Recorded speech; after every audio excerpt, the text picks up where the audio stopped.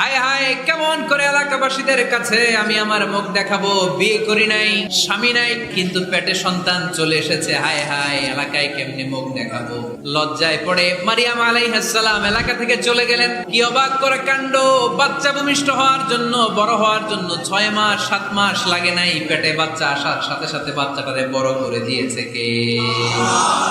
সাইয়্যিদাতুনা মারিয়াম আলাইহিস সালাম এবার বসে বললেন, বুঝতে আরম্ভ করলেন প্রেগন্যান্সির পেইন উঠেছে। হঠাৎ করে পেট থেকে বাচ্চা ভূমিষ্ঠ হয়ে যাওয়ার পরে উনি কাঁপতে আরম্ভ করলেন। ক্ষুধার চোটে খাবার কিছু নাই, সামনে ঝর্ণা, উপরে একটা খেজুর গাছ।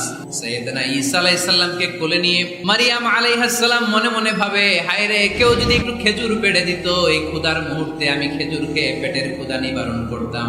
রব্বুল আলামিন মারিয়ামকে উদ্দেশ্য করে আয়াত নাজিল করে দিলেন, ওয়া হুজ্জি ইলাইকি বিজিদইন নাখলাতি তুসাকিত আলাইকি রাতাবান জানিয়া। কোরআন সাক্ষী, হুজ্জি ইলাইকি বিজিদইন নাখলা এর মানে হচ্ছে মারিয়াম কেউ পেড়ে দিবে না, একটু কষ্ট করে হাতটা উঁচু করে খেজুরের ডালা ধরে ঝাঁকুনি মারো, টষ্ট সে কাঁচা পাকা খেজুর নিচের দিকে পড়বে, তারপর তুমি তুলে খাবে। সুবহানাল্লাহ পড়ো। আল্লাহ চাইলে অটোমেটিক্যালি কারামাত হিসেবে খেজুরগুলো নিচে ফেলতে পারতেন না? খেজুরগুলো অটোমেটিক্যালি নিচের দিকে পড়ছে। আল্লাহ শিক্ষা দিয়েছে, যেই পরিস্থিতিতে থাকো না কেন, তোমাকে শ্রম ব্যয় করে কষ্ট করে তোমার উপার্জন করতে হবে, রিজিকের বন্দোবস্ত করতে হবে। চিল্লায় বলেন ঠিক কিনা?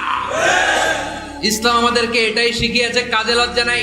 এজন্য কখনো অলসতাকে স্থান দেয়া যাবে।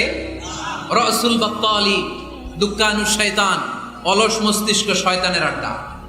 অলস যদি কেউ থাকে, এটারে টেনে বেঁধে কাজে নামাবে। অলস হয় মুনাফিকরা।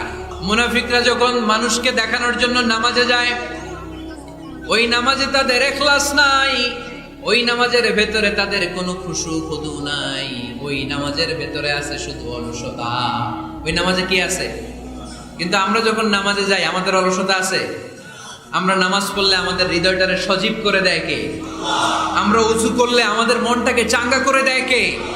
আমরা মসজিদে ঢুকলে হৃদয়টাকে প্রাণবন্ত করে দেয় কে?